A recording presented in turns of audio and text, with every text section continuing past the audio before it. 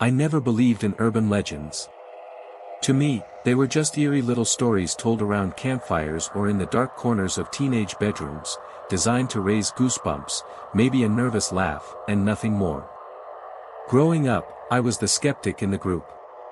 The one who needed proof, who questioned everything. Ghosts?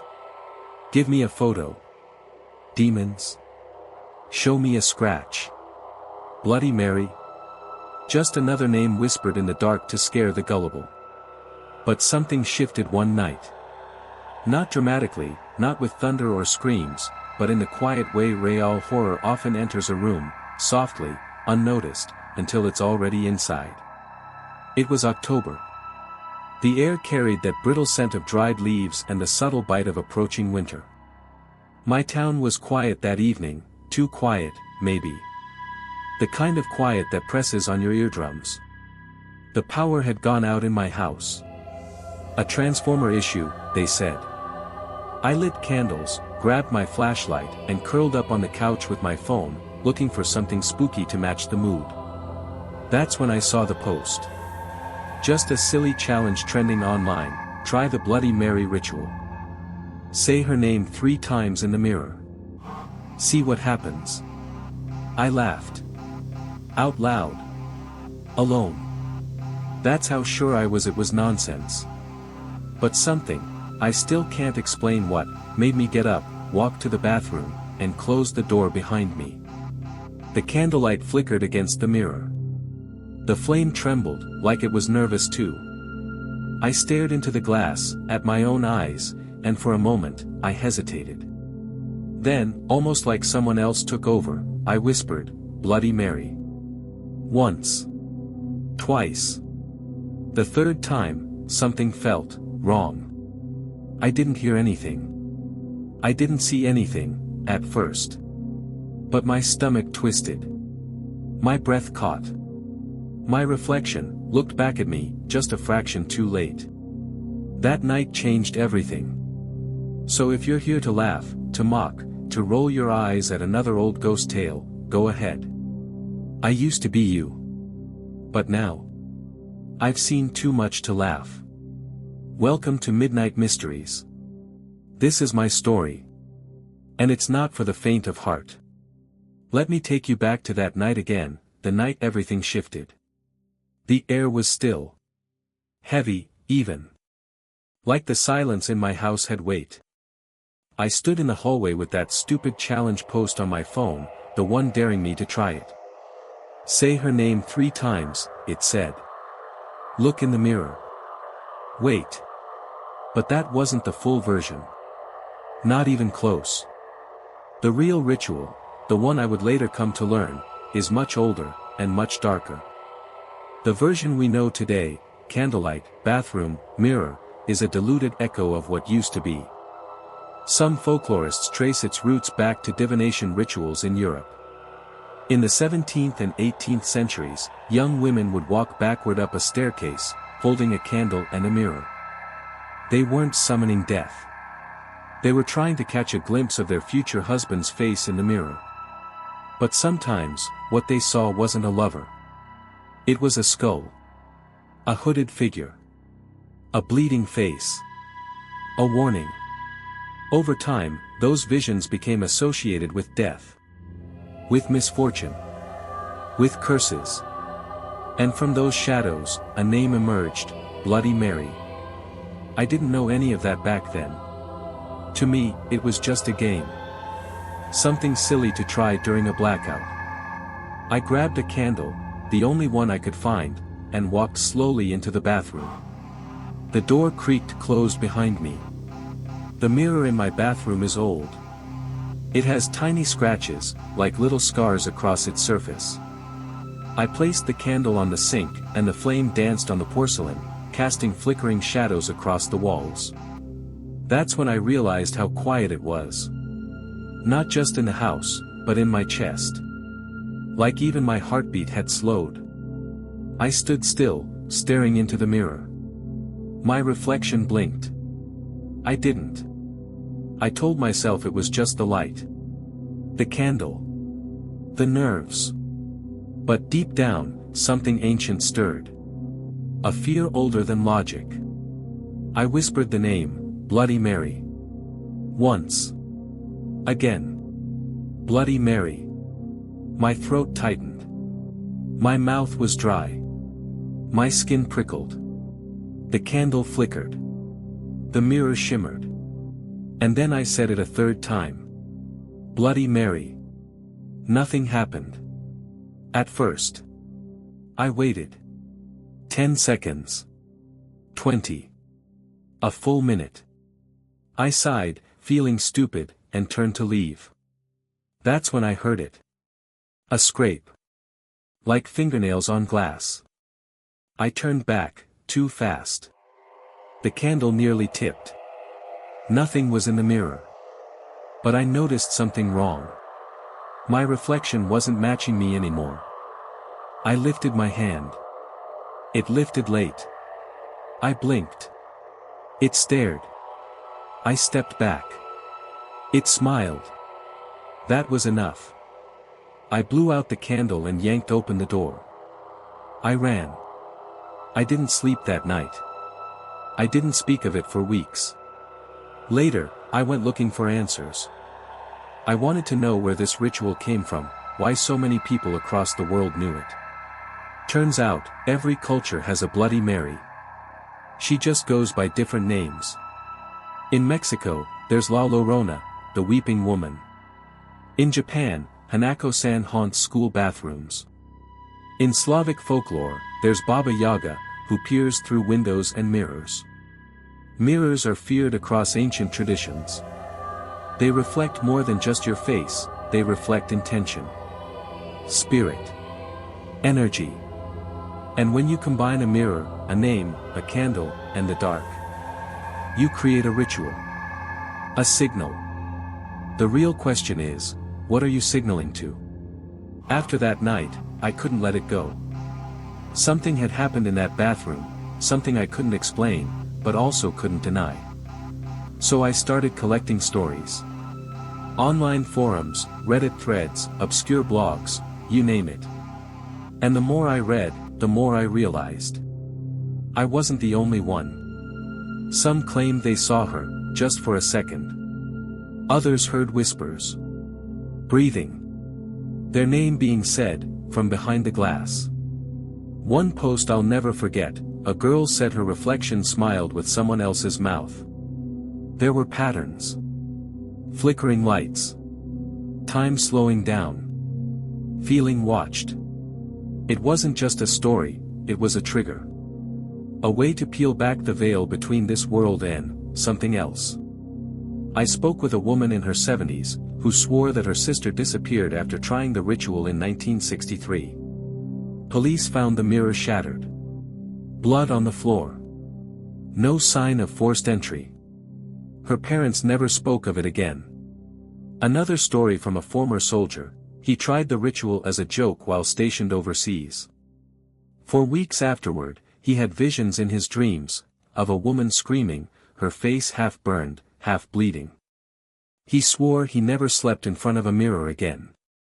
I know, some of you are thinking these are just stories. But stories carry weight. Stories survive for a reason. And if so many cultures warn us about mirrors, about names, about rituals, shouldn't we at least be curious? Psychologists have a theory. They call it the Caputo effect. In low light, if you stare into a mirror long enough, your brain starts to distort the image. Faces melt. Eyes shift.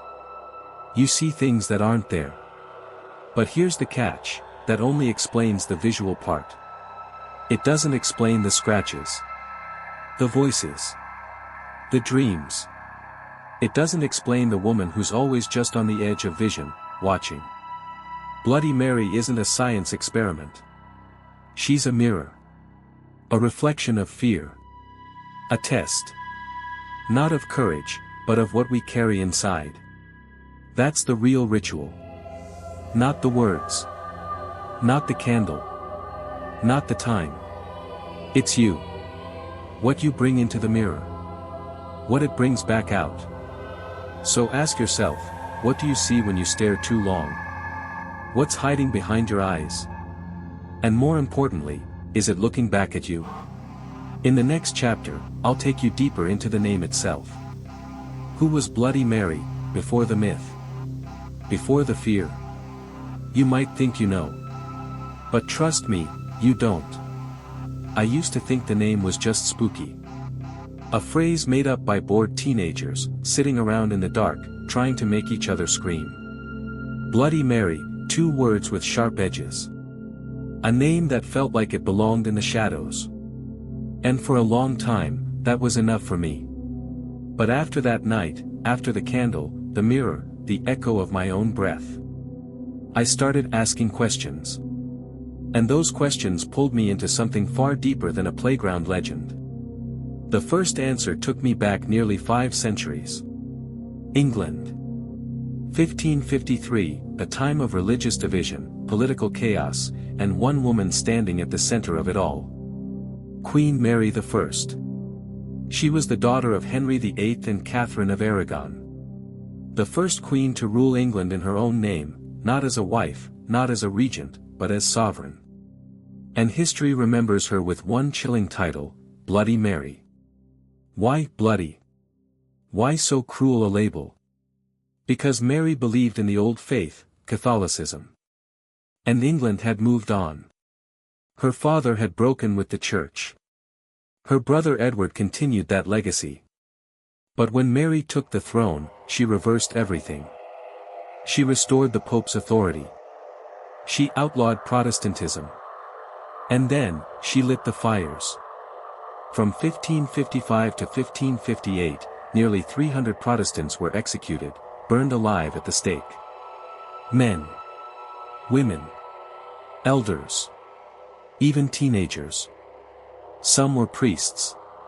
Others were farmers, seamstresses, poets.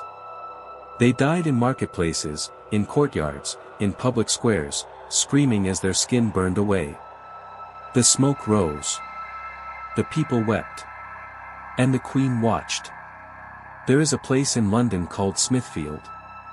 It's a market now, full of tourists and cafes. But under your feet, the stones remember.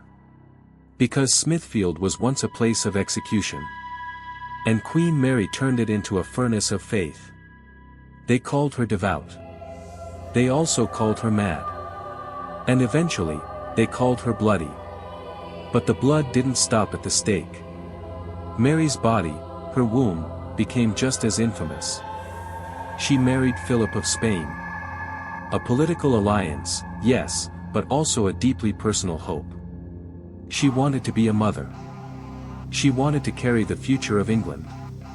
And for a while, it looked like she was. Her belly grew. Her symptoms were real. The nation celebrated. But there was no child. Nothing. Just a phantom pregnancy. Not once, but twice. And to the people of England, that was a sign. This queen bleeds, but never brings life. They said she was cursed. Touched by something unnatural. And with every failed pregnancy, with every burning body, the myth of Bloody Mary grew. And here's what chills me the most. Over time, her humanity was stripped away. She stopped being a woman. She became a warning. She stopped being a monarch. She became a monster. How did that transformation happen? It didn't happen overnight. It took centuries of whispers. Stories told in fear. Legends twisted, passed down, rewritten. Some say our Bloody Mary, the one in the mirror, isn't Mary Tudor at all. That she's Mary Worth, a woman accused of witchcraft and burned alive. Others say she's the ghost of a murdered child, or a mother who lost her baby and went mad. But all these versions share something in common. Blood. Grief. A mirror. Mirrors. They always come back to the mirror. In folklore, mirrors were never just glass. They were gateways. To the soul. To the dead. To something in between. In some cultures, mirrors were covered when someone died, so the spirit wouldn't get trapped. In others, mirrors were buried with the dead, to seal them in. And in the case of Bloody Mary, the mirror becomes her prison. Or her doorway. Depending on what you believe. But here's what I believe. When I said her name, when I stood in front of that mirror in the dark, I wasn't just invoking a name. I was touching something old. Older than Queen Mary. Older than England. Older than language. I was invoking a concept. A woman wronged. A woman burned. A woman whose pain outlived her body. That pain lingers. It waits. And when we look into the mirror, it looks back. The thing about mirrors is, we think we understand them. We grow up with them. They're in every bathroom, every hallway, every car visor.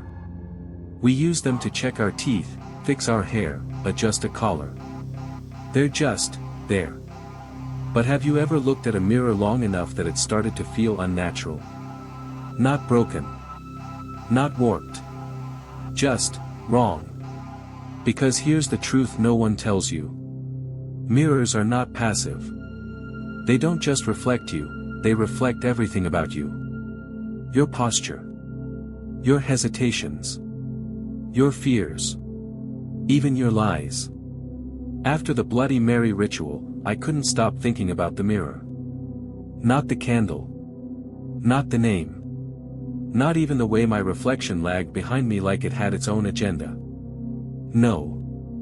What haunted me was how the mirror felt. Like it was still connected to something. Like it was still open. So I started researching. Not on the internet. Not just Reddit threads. I went deeper. I dug through old books, forgotten archives. Folklore anthologies.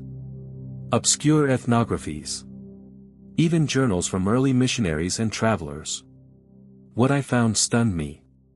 Because this isn't just a Western fear. This isn't just about Bloody Mary.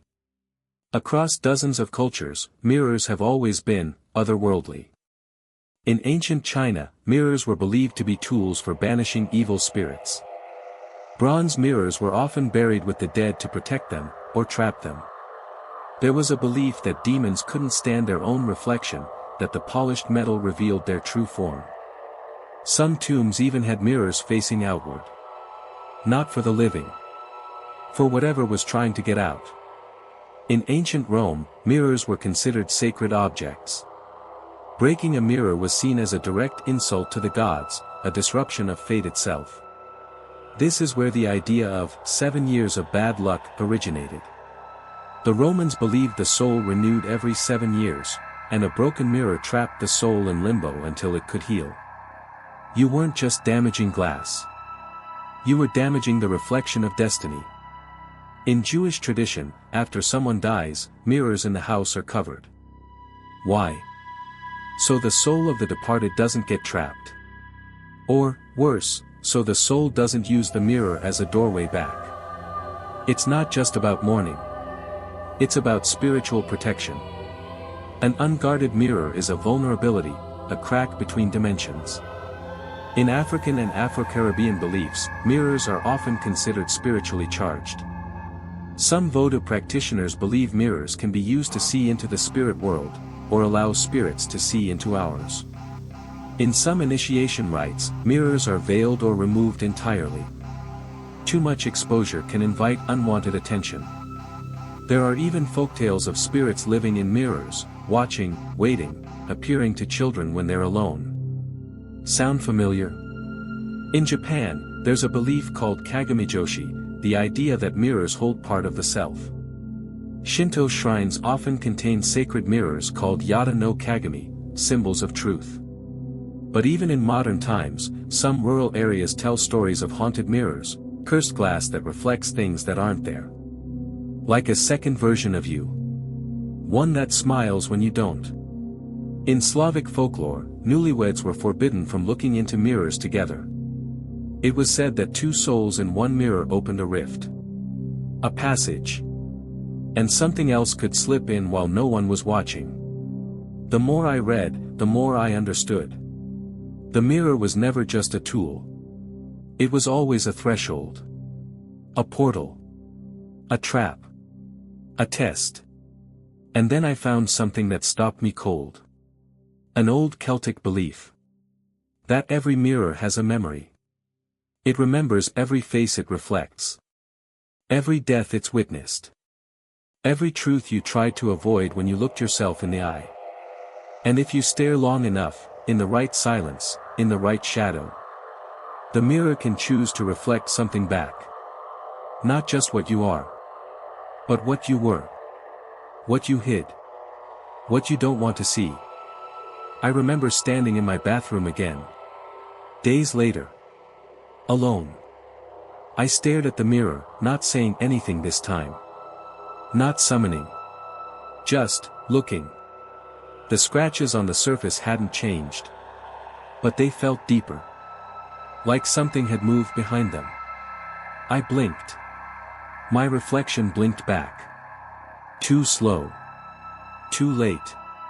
Too deliberate. So now I ask you. When you look in the mirror tonight, will you trust what looks back? Or will you wonder how long it's been watching? And if you say her name, are you calling her? Or are you giving the mirror permission? The first thing I felt after the ritual wasn't terror. Not at first. It was something quieter. Something ancient. Like my body remembered something that my brain hadn't learned yet. Like some part of me, buried beneath reason, education, and skepticism, was whispering. You shouldn't have done that. That whisper. It never really went away. We like to think we're rational creatures. We believe in science. We explain fear as misfiring neurons, overactive amygdalas, unresolved trauma.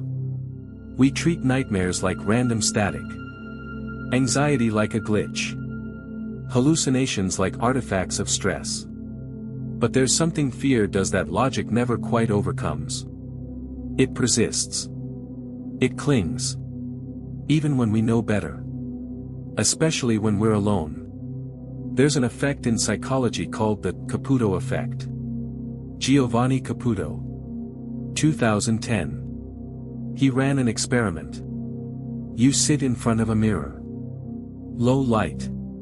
No sound. No movement. Just stare. For 10 minutes. Maybe 15. Then something strange starts to happen. Your face melts. Your eyes distort. You might see animals. Monsters. Strangers. Even corpses. Not outside the mirror, within it. Caputo's theory.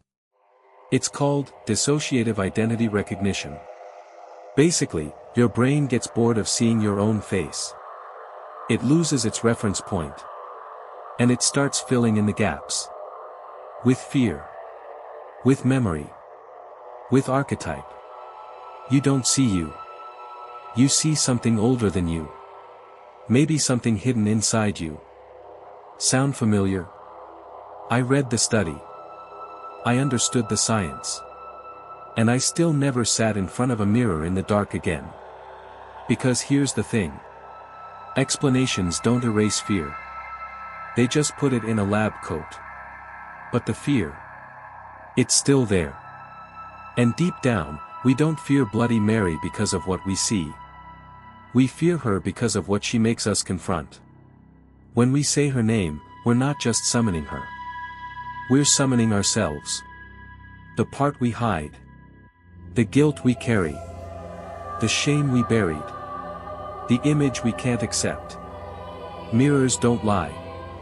They just show you what you've stopped looking at. And isn't it strange?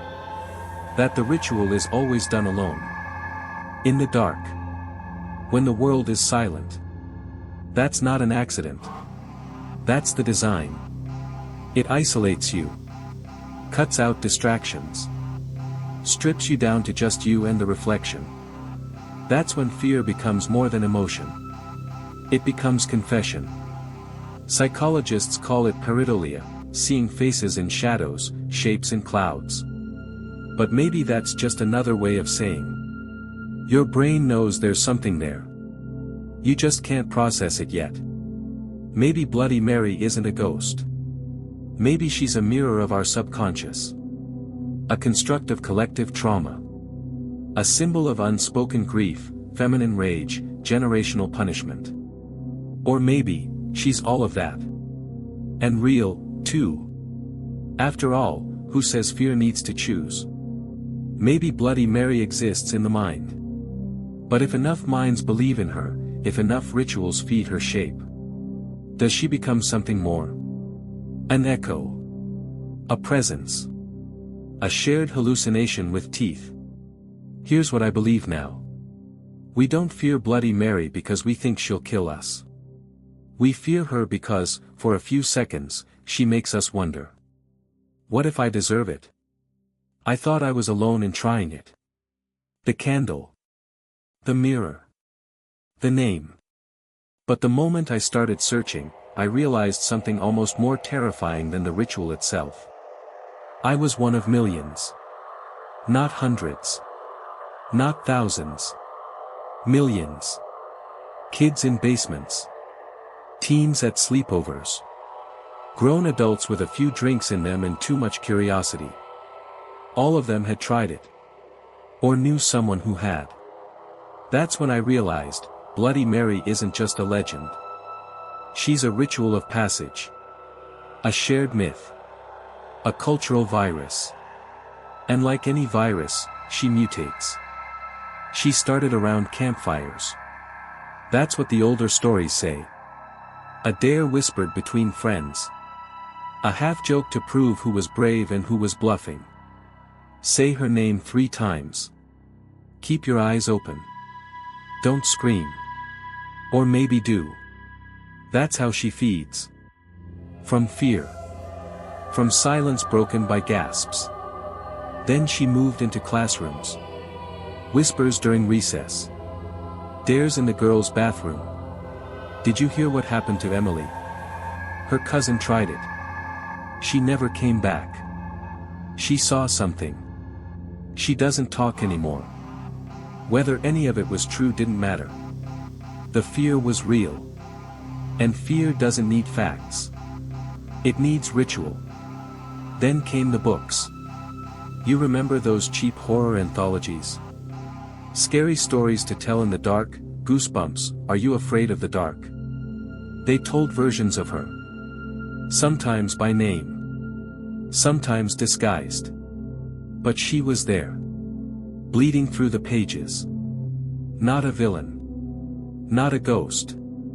A warning. And then, came the internet. Where myth doesn't just spread. It replicates. Forums. Fan fiction. Creepypasta. Dozens of versions. Hundreds of retellings. Thousands of comments. All different. All her. The digital Bloody Mary is louder. Meaner. Hungrier. She doesn't wait in the mirror anymore. Now she texts you. She shows up in videos. In filters. In TikToks. You can see her through your phone. You can summon her by streaming. By saying her name into a camera instead of glass. And you think it's safe. You think it's ironic. You think it's all performative horror for clicks and clout. But what if the mirror just changed form? What if the screen is the new reflection? Creepypasta gave her a new wardrobe. Some say she's a nurse. Others, a scorned lover. A child-abducting witch. A tortured bride. Each version adds something. Each detail thickens her shape. And like a tulpa, a thought form, she grows more real with each telling. That's the power of modern myth. We used to need firelight and whispers. Now we just need Wi-Fi and fear. The legend doesn't live in a book. It lives in us. In what we pass down. In what we post. In what we record, and then delete because something felt off. I once found a video. It was titled, "Don't Watch This Alone." A girl sits in front of her mirror. Candle lit. Phone recording. She laughs at first. Calls the name. Pauses. Something moves. Behind her. No. Inside the mirror. She turns. Nothing there. Turns back. The mirror is fogged. One word written in the condensation. Stay. The video ends. It wasn't staged. You can tell when something wants to be seen. So here we are. A queen. A ghost. A meme. A monster. All wrapped into one ritual that refuses to die. Because we won't let it. Because we keep repeating it.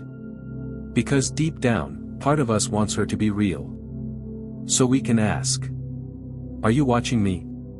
Do you see me? Do you understand what I've buried? It wasn't enough to read about it. Not anymore. Not after everything I had seen, heard, and felt. I needed to know. Not whether Bloody Mary was real. But whether there was a line. And if I had already crossed it. So I decided to do it again. Not the version kids dare each other to try. Not the laugh it off TikTok trend. The real ritual.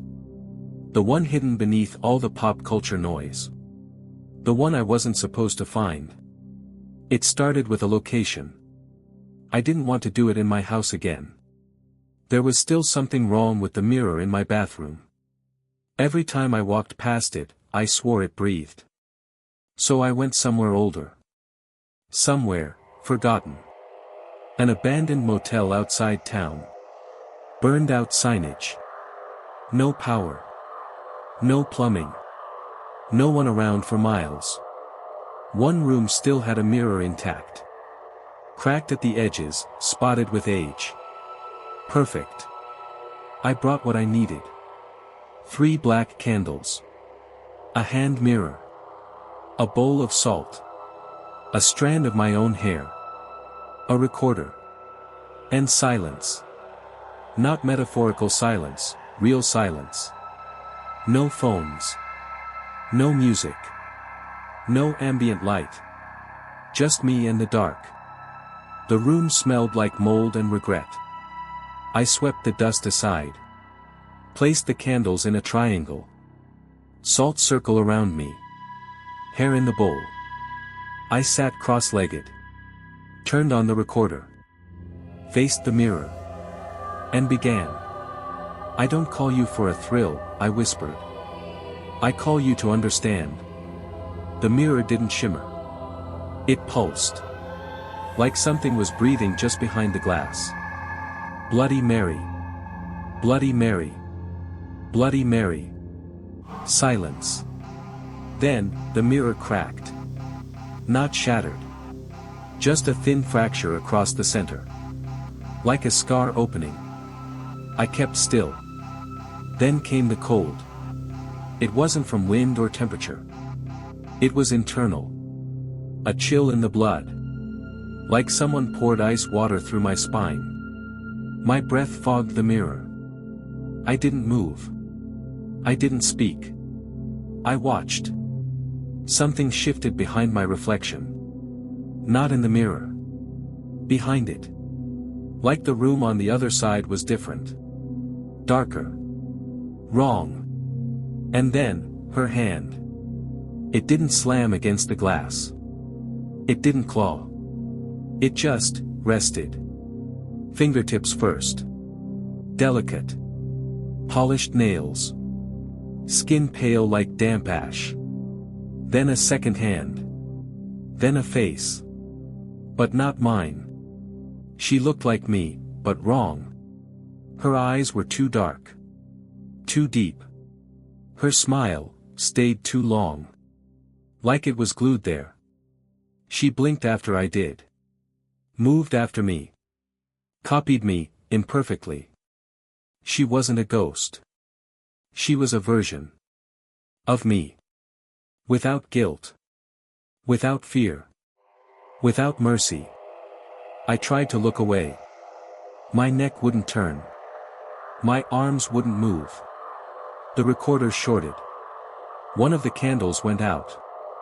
And the mirror began to fog again. From her side.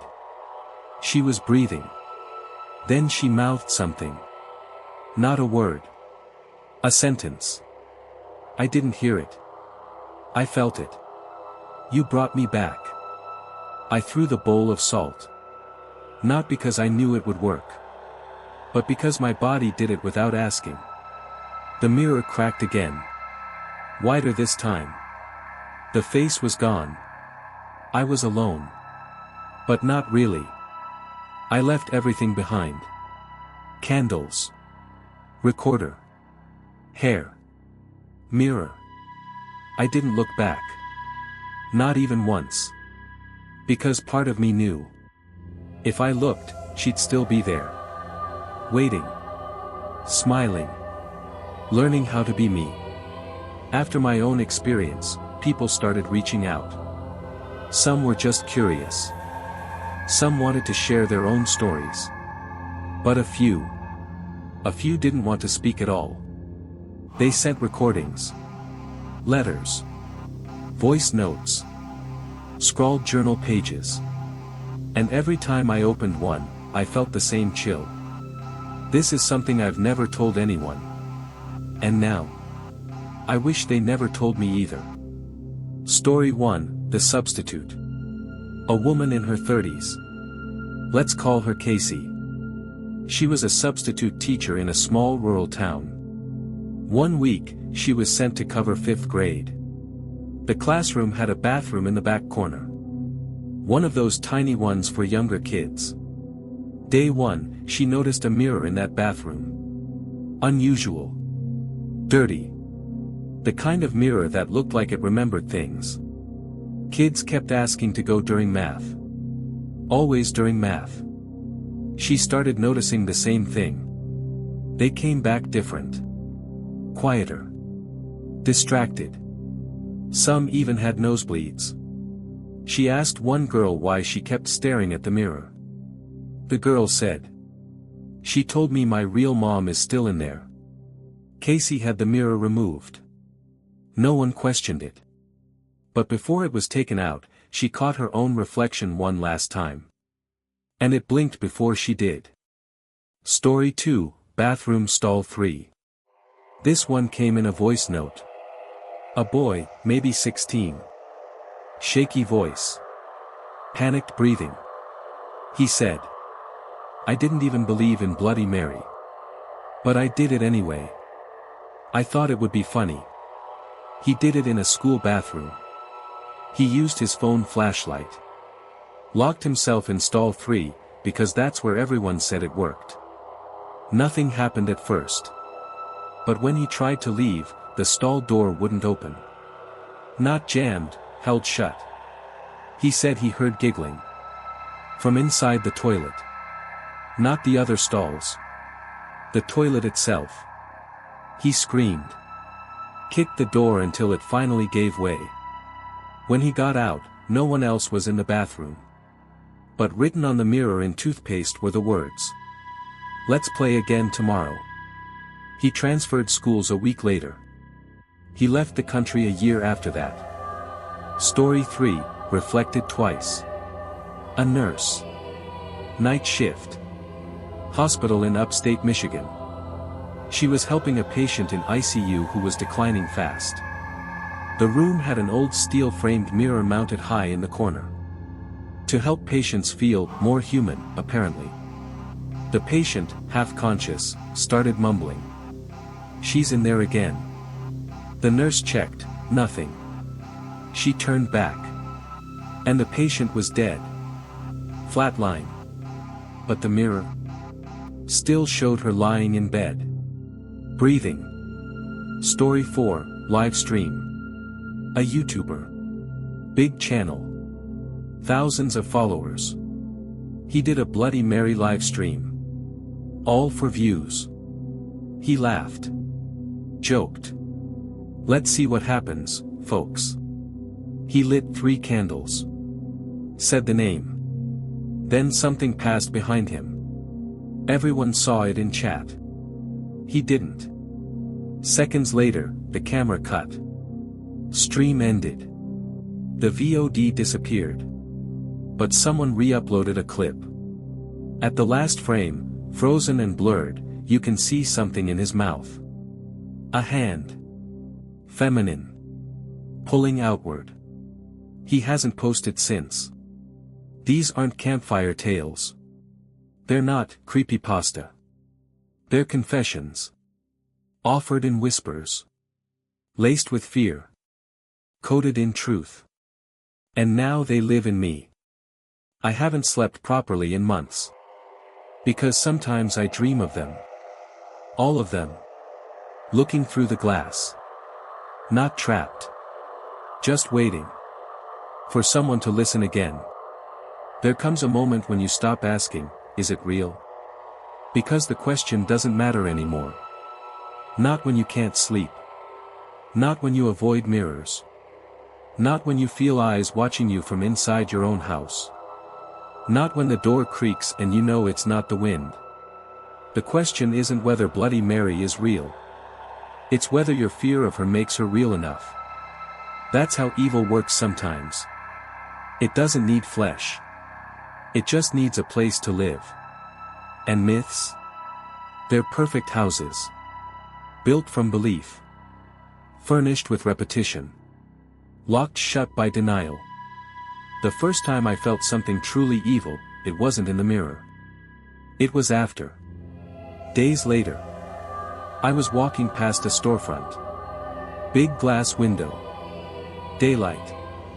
I glanced left. Saw a reflection. My clothes. My body. But not my face. It looked like me. But older. Angrier. Eyes like wet coal. A faint smile, waiting. And in that moment, I knew. Something had followed me home. It doesn't take much to become haunted. A thought. A word. A whisper said one too many times. And suddenly, the thing you mocked has teeth. And it knows your name. There's a term in folklore, thought form. In Tibetan mysticism, they call it a tulpa. It's the idea that if enough people believe in something, if they feed it with emotion, it takes on form. Not metaphorical. Actual. Something born of thought. Fueled by fear. Sharpened by centuries of storytelling. And if that's true, then Bloody Mary is one of the oldest gods we've ever made. But here's where it gets darker. What if we didn't make her? What if we just gave her a new name? What if there's always been something? In the dark. In the glass. In the silence between heartbeats. And we just finally gave it permission to speak. To wear our fear like skin. Myth is a cage. Sometimes it holds the monster in. Sometimes it keeps us from realizing. We are the monster. Bloody Mary isn't just a ghost. She's a question. She's a mirror. She's a reckoning. I've talked to skeptics. They laugh. They say it's a brain trick. That trauma makes the mind fold in strange ways.